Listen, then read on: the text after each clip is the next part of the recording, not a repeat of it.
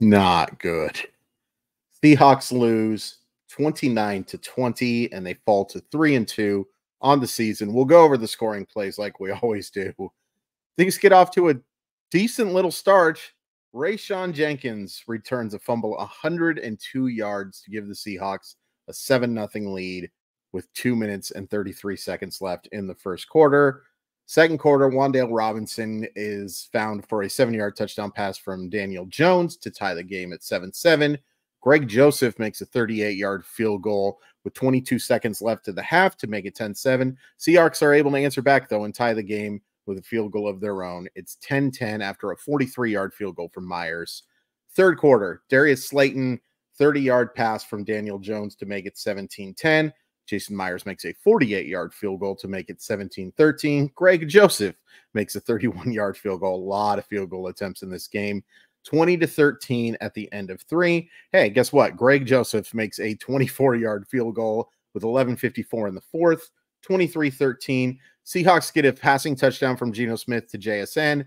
23-20, but with 55 seconds left. I don't remember how long the field goal was from, but it's blocked by Bryce Ford Wheaton, returns 60 yards. Actually, I think Bryce Ford Wheaton's the guy who returned it, and maybe Isaiah Simmons was the one who blocked it. I don't remember. Is Isaiah Simmons even on the Giants right now? 29-20, Seahawks lose. Yikes. Positives from this game. Oh boy, oh boy. Probably the biggest positive is, well, you started 3-0. So this loss hurts less than it should. I mean, you're really scraping for positives here. Geno played okay. I like what Kenneth Walker did as a receiver today. Defensively, no. Nobody's going in the positive section here. I guess Derek Hall gets the sack. Wasn't nearly enough pressure today from the front four. And, some of that has to do with injury. No question about it. But this was not good. I'm going to look up and see who blocked the field goal. No idea why I doubted myself. Yeah, it was Isaiah Simmons who blocked that field goal. Yeah. End of positives. Other than the fact that even despite this loss, you're 3-2. You are 3-2. Probably should not be 3-2, but you are 3-2. Who's undefeated? Simply Seattle, because they provide the very best in Seattle sports gear. Great stuff for the Mariners, of course. Not the Mariners season anymore, Chris. Great stuff for the Seahawks, of course, but also the Mariners, the Seahawks, the Kraken. Said the Seahawks twice. It's one of those days. You can find all your great local stuff from Simply Seattle, and then you can enter code MOLLYWOP15, MOLLYWHOP15. For those curious about the name for that, I said it on our KJR show. I said that a baseball got mollywopped, and so it became Mollywop Monday, and now it's the code for that, and it's the code for this show. But yeah, MOLLYWHOP15. A link in the description. Make it nice and easy, but do support Simply Seattle because they support this show and they make the very best stuff. They have the very best stuff. They make a lot of stuff themselves. That is awesome. Thank you so much, Simply Seattle. That read wasn't quite as bad as the Seahawks today, but it was pretty darn bad.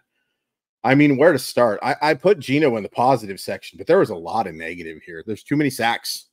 And yes, the offensive line once again was a disaster's probably too strong a word, but it struggled.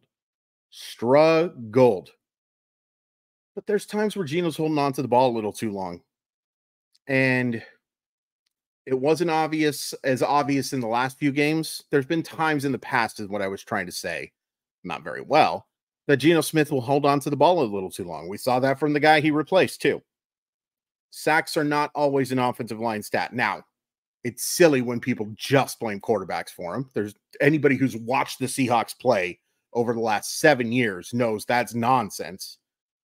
But there are times where the ball's held on to too long. And there was a lot of check down stuff today. How much of that is Geno's fault? I don't know. That's why I'm putting him in the positive section. But you certainly wouldn't say this was one of Geno's best games. No, especially considering how well he played against New England and how well he played against Detroit. No, Geno Smith does not belong in the. This was not one of Geno's best games. There's just no way around that. The run game was non-existent, and we'll talk more about that in a second. 7 attempts from your running backs today, and you're 102 yards rushing. 32 of that, I believe, is from Geno getting a scramble towards the end of the game. It's not good enough. It's flat out not good enough. There has to be more balance for this team. I love these weapons as much as anybody. We've talked a lot about Geno and how impressed I've been with what he's done this year. You got to have more balance than that, man. Got to have more balance. And we'll talk more about the coaching staff in a second because DK can't have it. Can't have it. That fumble was huge. It's a 10-point swing. It is a 10-point swing on that fumble. And I think DK has been fantastic this year. I thought he was fantastic against Detroit, even with the fumble. But fumbles from your wide receivers just can't happen. Fumbles from anybody can't happen. It's more understandable when it's from your quarterback because he's probably being hit a lot. It's more understandable from your running back. Remember when Chris Carson had a little bit of his fumbleitis? Now, I don't know if it's a long-term thing, but he has fumbled the ball more than we would like. That's for dang sure. Can't happen. Can't happen. Really hurts you today. Really, really, really hurts you today. Jackson Smith-Njigba, he does catch the touchdown, and it was nice to see him involved towards the end of the game. Boy, that drop on 3rd and 4 was massive. Not only because, now look, we'll talk about the missed field goal in a second, but the fact that kick was longer doesn't help. And also the fact that, hey, you make that play, maybe you can drive in for that touchdown instead of putting it towards a kick to tie the game. He's got to be better. The Seahawks also need to involve him more.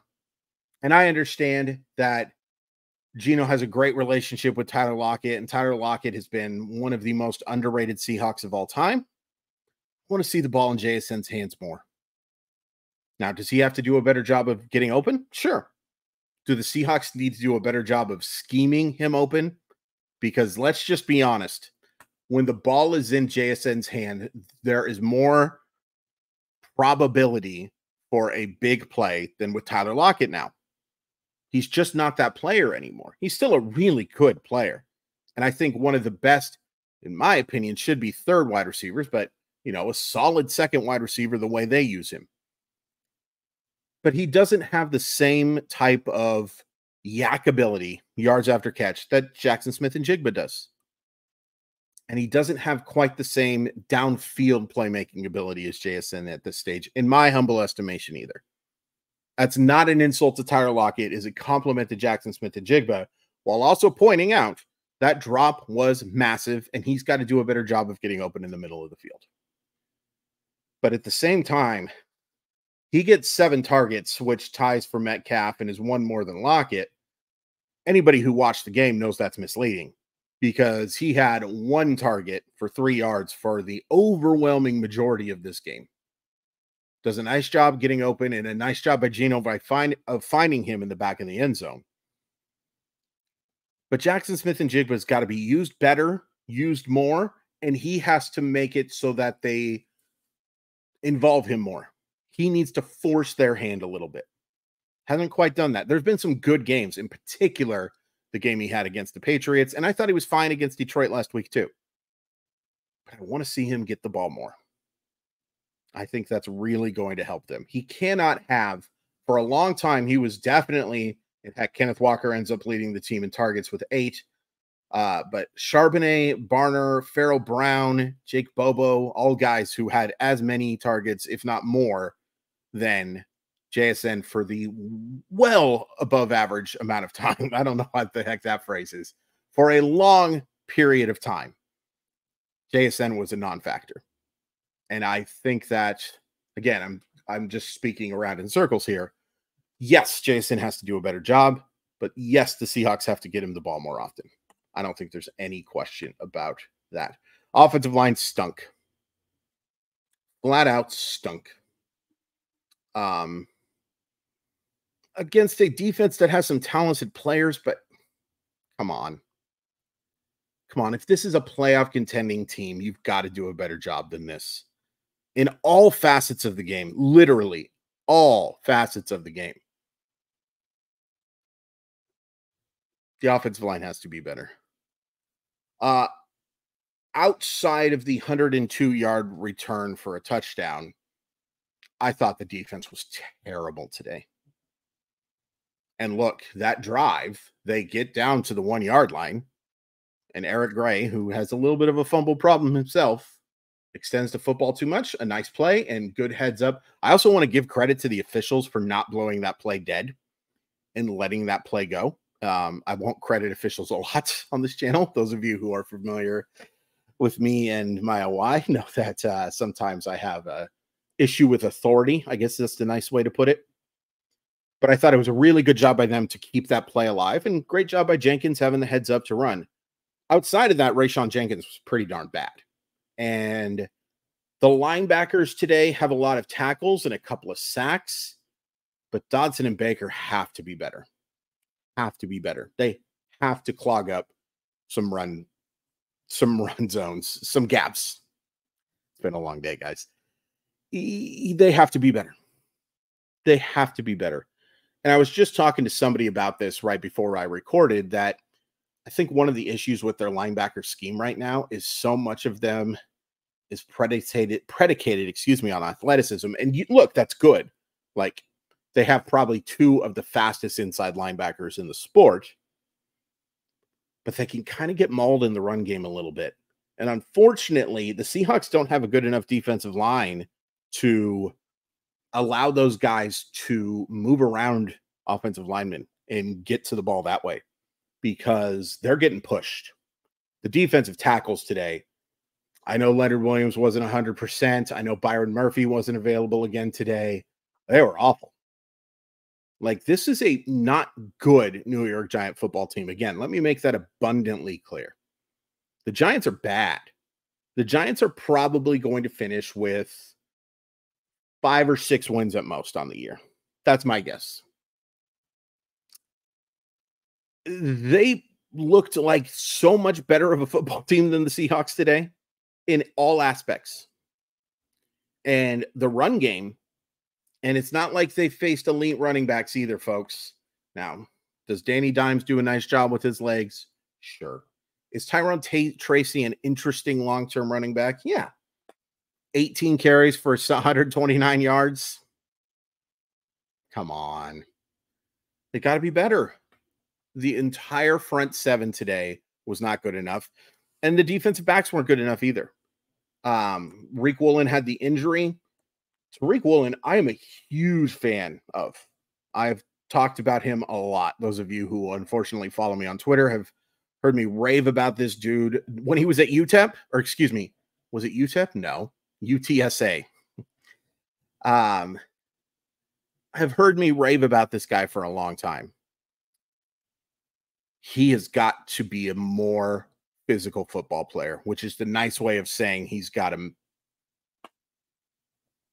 Yep. And, you know, I don't think that he was horrible in coverage today, but he didn't make up for his lack of physicality. Devin Witherspoon didn't play a very good game again. This is back-to-back weeks where Devin Witherspoon wasn't good enough. But Tariq Woolen and Devin Witherspoon were two Deion Sanders today compared to Trey Brown. Trey Brown got worked. And you probably got to look at upgrading at third corner. Because, and you know, they did have Brown playing on the outside a little bit and Witherspoon in the slot. Maybe Witherspoon needs to be in the slot 100% of the time, because Brown just got absolute. I'm trying in the nicest way possible to say that he didn't suck, but he sucked. It was just an unacceptable game against Darius Slayton, a nice third wide receiver. No Malik Neighbors today, and your pass defense looked wretched. You've given up 5 incompletions over the last 8 quarters, and a couple of them were just missed throws by Daniel Jones. One of them, at least, on a little throw to the sideline boundary that he just didn't get there. Your defense has not caused any type of chaos. And, some of that has to do with a lack of talent, and some of it has to do with injury too. Now, the injury and lack of talent kind of go hand in hand. But at the same time, some of this is on Mike Macdonald. And the last 2 games, the Seahawks have given up 71 points. And yes, it's excusable against a team like Detroit, where Jared Goff was fantastic and you were missing so many defensive starters. And you were missing some good guys today too. You were missing Byron Murphy. You were missing Boye Mafe. You clearly did not have a 100% Leonard Williams. I don't think Julian Love played okay today. I will say that as your other defensive guy who's at least worth talking about. But, you get 1 tackle from Leonard Williams. You get nothing for Boye Mafe because he doesn't play. But yes, there's some excuse in that regard, but they have not made an adjustment. And ultimately, your coaching staff got absolutely worked today by the New York Giants. And I think Giants fans will tell you that's kind of embarrassing. This was the first time I have seen Ryan Grubb, who I don't know if I've praised anyone more over the last few years than I have Ryan Grubb. This was the first time I saw Ryan Grubb truly not able to make an adjustment. And I think the same can be said of Mike Macdonald not making an adjustment either. The head coaches of the offense and the head coach of the defense both were absolutely dominated at their field. It's not great. It's not great. Now, we'll see what kind of adjustment they can make going forward. But you didn't see the necessary adjustment in the second half from either. You weren't able to see them get enough pressure on Jones.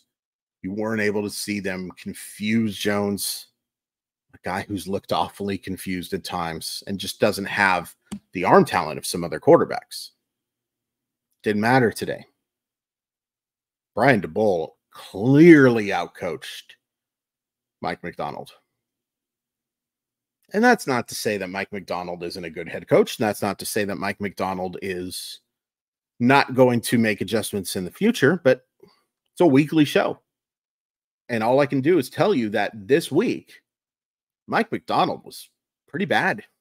And Ryan Grubb was pretty bad. On that missed kick, I was talking to a group chat of some people in the industry. And somebody brought up, well, that drop catch by JSN cost them the game. And I said, well, I think that's a little strong. He goes, no, if there's a longer kick or shorter kick, he's going to probably make that. And Ian, the person in the industry, brought up that was a schematic thing. That hole was wide open.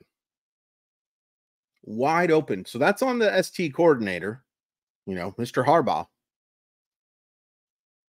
But it's also on the head coach. It ultimately comes down to him. That hole was wide open. And yes, he leapt. And by the way, it's totally legal to do what he did because he didn't leap over the center. And it was a good play by Isaiah Simmons, who I absolutely knew that was who it was from the beginning. How dare you? That's a schematic thing, and that's on the coaches.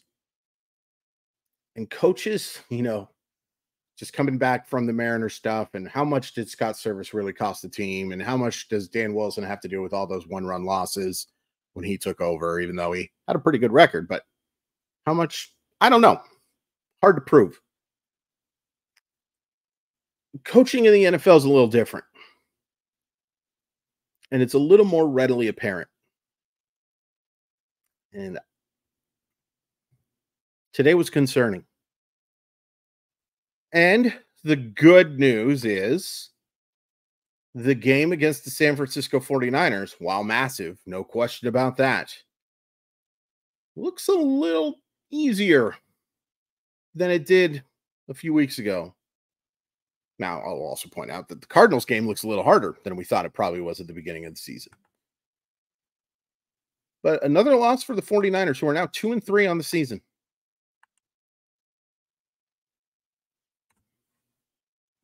I will say that if you play like you did today, you're losing. You play like you did for the majority of the first 4 games, you got a real shot. So yeah, this was a bummer. Please hit like, please hit subscribe. Consider hitting join. It's $4.99 a month. You get a bunch of stuff, including this week. I will go over my personal scouting reports on the top, I believe it's 10, could be 12. I'm kind of debating right now. Quarterbacks in the class and whether or not I think they'd be good fits for the Seahawks. So I'd appreciate that. That's only for my OY enthusiasts. And we'll also have a chat on Monday night, 6 p.m. We'll do that going forward through the winter. Thank you so much. Bad loss. There's just no way to put a positive spin on this.